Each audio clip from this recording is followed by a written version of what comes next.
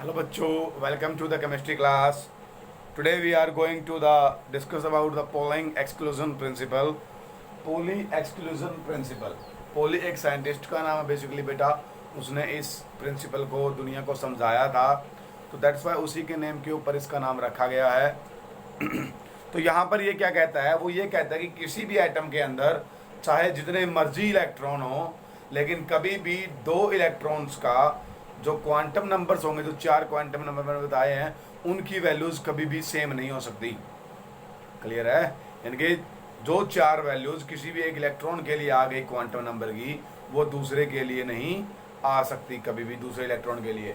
मान लीजिए कि एक इलेक्ट्रॉन मेरा ये है, दूसरा इलेक्ट्रॉन ये है बेटा, तो 4 क्वांटम नंबर n, एक l था, दूसरा m था और एक मेरा स्पिन था वगैरह। इसके लिए इन वैल्यूज, जो भी वैल्यूज आएगी यहाँ पर, क्लियर है, यहाँ पर जो भी आंसर्स आएंगे वैल्यू के, वो कभी भी इसके बराबर नहीं होंगी, चारों के चार बराबर नहीं होंगी। हाँ, ये हो सकता है कि 3 वैल्यू में बराबर हो, क्लियर, लेकिन चौथी फिर भी डिफरेंट हो जाएगी ऑटोमेटिकली। क्लियर है? तो वो ये कह रहा है कि no 2 electrons in an atom, कि एक एटम के अंदर कभी भी 2 electrons can have same set of 4 quantum number, कि कभी भी 4 क्वांटम नंबर्स का सेम सेट नहीं हो सकता एक एटम के अंदर 2 इलेक्ट्रॉन का। क्लियर है?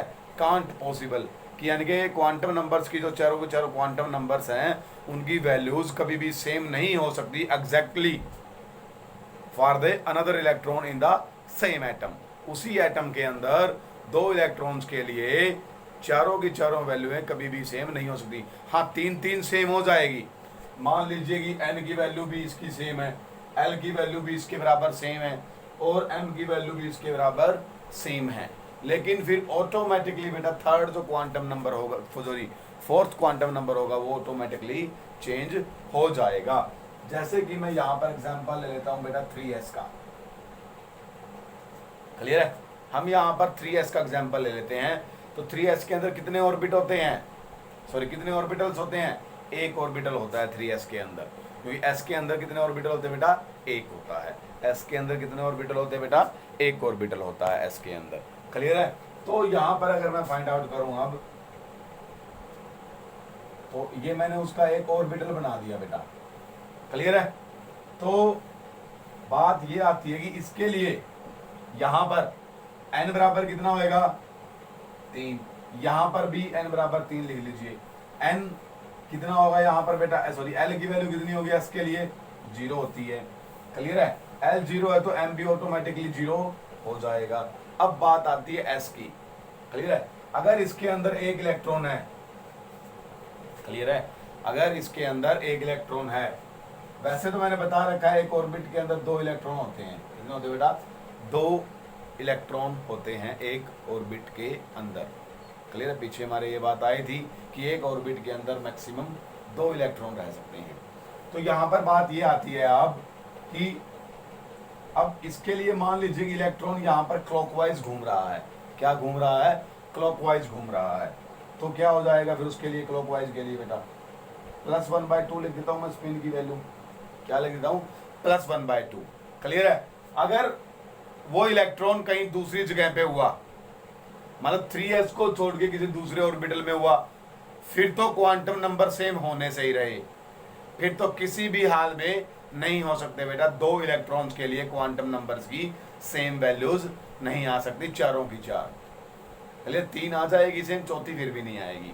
लेकिन अगर वो इस ऑर्बिटल को छोड़ के किसी दूसरे ऑर्बिटल में है, मान लीजिए कि 3p ऑर्बिटल में है वो इलेक्ट्रॉन, या फिर वो बेटा 2p और दूसरा इलेक्ट्रॉन की बात करूं वो 2p में है, तो पॉसिबल ही नहीं है कि क्वांटम नंबर इसके बराबर हो जाए, किसी भी हाल में नहीं है। यहाँ पे n की वैल्यू चेंज हो गई, यहाँ पे l की वैल्यू चेंज हो गई बेटा। क्लियर है? तो इन केसेस के अंदर तो वैल्यू पॉसिबल ही नहीं है। अब जो दूसरा इलेक्ट्रॉन है, मैक्सिमम चांसेस ये है कि वो इसी के अंदर आएगा। जो सेकेंड इलेक्ट्रॉन होगा बेटा, वो मैक्सिमम चांसेस है कि इसी के अंदर आएगा। क्लियर है? तो इसके अंदर आएगा तो वो इलेक्ट्रॉन की अगर स्पिन ये वाली हो गई, क्लियर है, तो n बराबर 3, l 0, m भी 0 और ये भी +1/2 लिखना पड़ेगा। तो ये क्या हो गया? सेम हो गए 2 इलेक्ट्रॉनों के लिए क्वांटम नंबर 4 हो गए 4। लेकिन यहाँ कहा कि no two electrons in an atom, एक एटम के अंदर कभी भी दो इलेक्ट्रॉन्स का same set of quantum number नहीं हो सकता, four set of quantum number same नहीं हो सकता।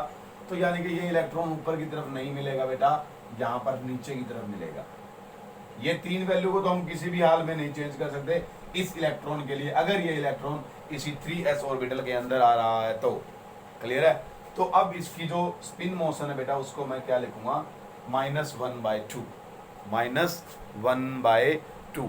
अगर बेटा ऐसा होता है कि तीन क्वांटम नंबर की वैल्यू सेम आ रही है, क्लियर है, और चौथी स्पिन वाली डिफरेंट आ रही है, तो इसका मतलब ये है कि जो दो इलेक्ट्रॉन जिनकी हम बात कर रहे हैं वो हमारे एक ही ऑर्बिटल के अंदर है।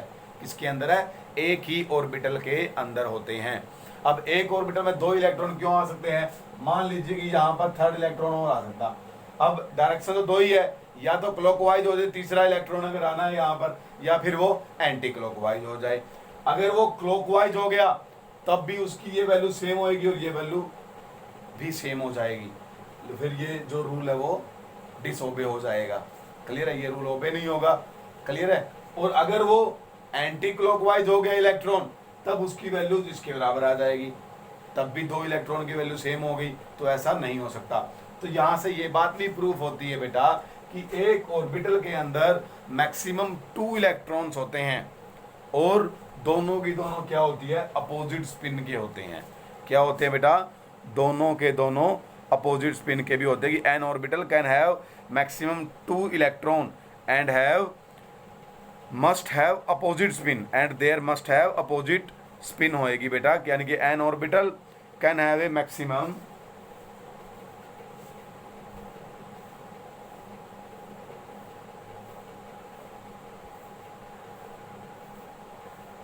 can have maximum 2 electrons and these must, clear है? मस्ट का मीन्स बहुत ज्यादा जरूरी होएगा बेटा कि must have opposite spins and these must have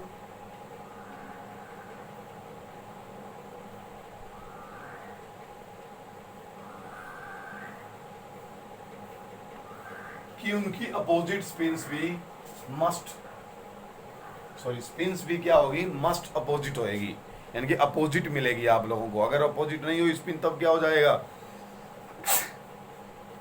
अगर स्पिन अपोजिट नहीं हुई बेटा तो ये चारों के चार क्वांटम नंबर क्या आ जाएंगे? सेम आ जाएंगे इलेक्ट्रॉन के लिए एक ऑर्बिटल में। क्लियर है? क्योंकि अगर स्पिन एक ही डायरेक्शन में हो गई तो ये भी क्या आ जाएगा? फिर बराबर आ जाएगी इसकी, ये दोनों वैल्यू सेम हो जाएगी अगर एक ही डायरेक्शन में होगी स्पिन दोनों की।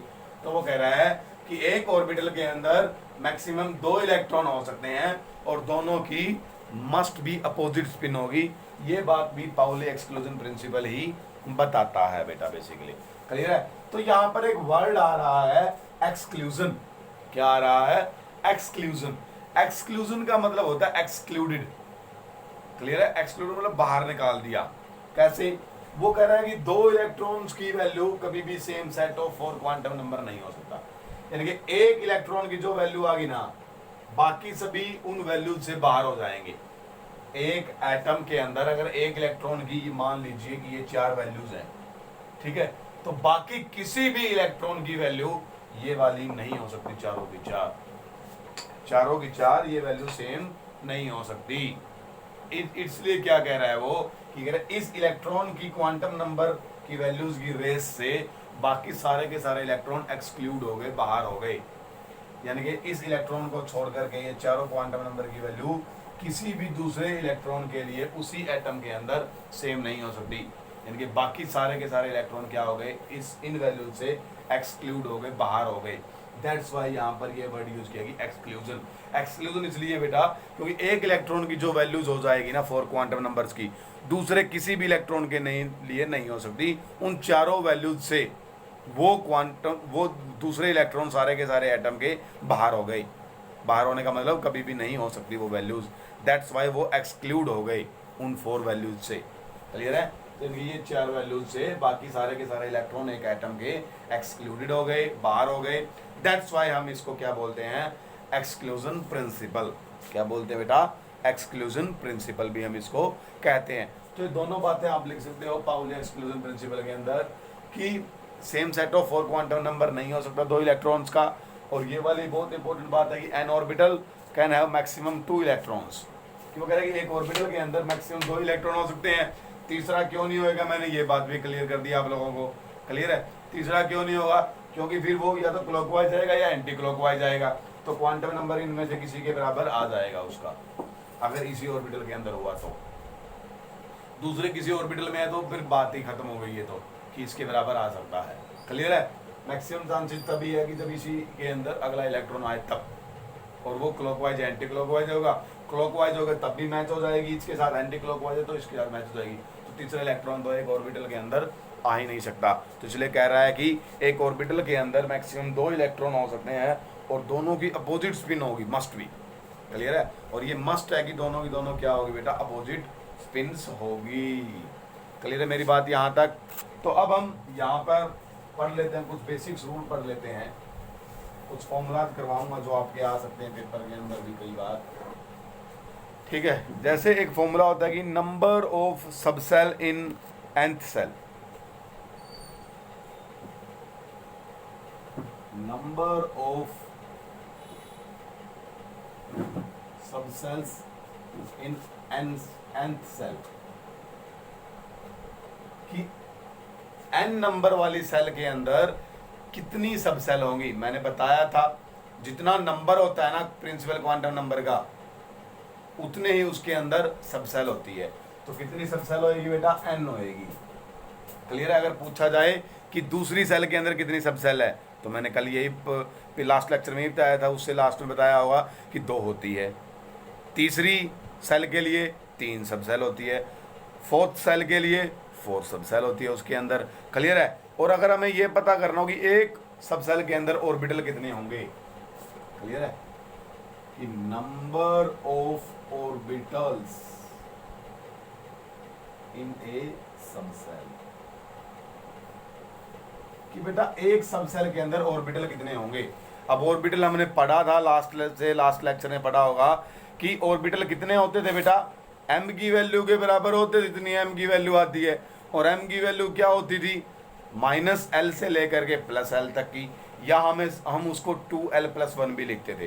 तो वही फॉर्मूला यहाँ पर लगेगा कि नंबर ऑफ ऑर्बिटल किसी भी सब सेल के अंदर कितने होंगे, 2l+1 होंगे।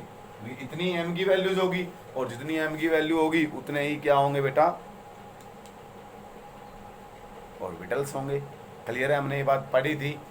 जैसे कि हमारा p सब सेल की बात कर लो, p सब सेल के लिए l की वैल्यू कितनी थी, 1 थी, और फिर उसके लिए m की निकाली तो कितनी आ गई थी, -1, 0 और +1। क्लियर है? तो उसको 2l+1 के फॉर्मूले से निकालो, 2l की जगह 1 पुट कर लो, क्योंकि 1 है p के लिए, 2 1 जब 1 +1 3 हो गया, टोटल कितने हैं 3। वैसे ही वैल्यू 3 आई थी और वैसे भी 3 आ गई। तो ऑर्बिटल तो है, तो नंबर ऑफ ऑर्बिटल अगर निकालने हैं सब सेल के अंदर, तो उसके लिए फॉर्मूला है बेटा 2l+1, 2l+1। और अगर आपको ये बात करनी है कि नंबर ऑफ इलेक्ट्रॉन, क्लियर है, कि नंबर ऑफ इलेक्ट्रॉन्स इन ए सब सेल, एक सब सेल के अंदर इलेक्ट्रॉन कितने होंगे, नंबर ऑफ इलेक्ट्रॉन्स इन ए सब सेल, कि एक सब सेल के अंदर इलेक्ट्रॉन कितने हो सकते हैं मैक्सिमम। क्लियर है? तो अब आपने ऑर्बिटल इतने होंगे, और एक ऑर्बिटल में अभी तक पढ़ाया है मैंने आपको 2 इलेक्ट्रॉन होते हैं मैक्सिमम। कितने होते हैं, 2 इलेक्ट्रॉन होते हैं। तो जितने ऑर्बिटल है उसको 2 से मल्टीप्लाई कर दो, इलेक्ट्रॉन नहीं आ जाएंगे, हर एक ऑर्बिटल के अंदर 2-2 इलेक्ट्रॉन होंगे। तो जितने ऑर्बिटल है उसको 2 से मल्टीप्लाई कर दीजिए, उतने क्या आ जाएंगे, एक सब सेल के अंदर नंबर ऑफ इलेक्ट्रॉन आ जाएंगे। तो 2l+1 ये फॉर्मूला हो जाएगा बेटा। क्लियर है? एक सेल के अंदर भी मैंने इलेक्ट्रॉन निकालने सिखाए थे आपको कि एक सेल के अंदर नंबर ऑफ इलेक्ट्रॉन कितने होंगे, number of electrons in a shell, एक सेल के अंदर इलेक्ट्रॉन कितने होते हैं, 2n² के लिए फॉर्मूला पढ़ाया था मैंने, ये पहले ही पढ़ाया था शायद जब प्रिंसिपल क्वांटम नंबर कराया होगा मैंने। अब हमने ये तो पढ़ लिया कि एक सब सेल के अंदर ऑर्बिटल कितने होते हैं। अगर हमें ये देखना हो कि एक सेल के अंदर कितने ऑर्बिटल होते हैं एक सेल के अंदर, वो भी देख लेते हैं।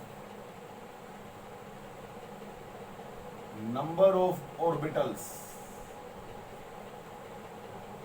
इन a sorry in nth shell कह देते हैं